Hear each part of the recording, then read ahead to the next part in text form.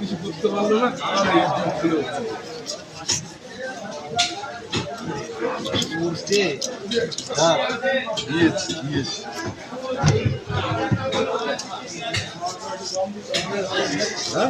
দে পেটিটা দে কাটুক।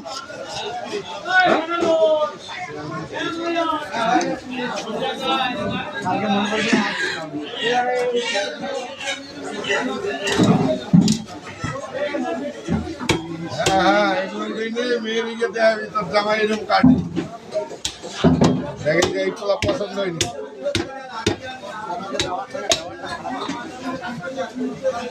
অলরেডি আমার সম্বন্ধ হয়ে গেছে, অন্য জায়গায় যাওয়া যাবে না, খালি শীতল পেটে খাওয়া।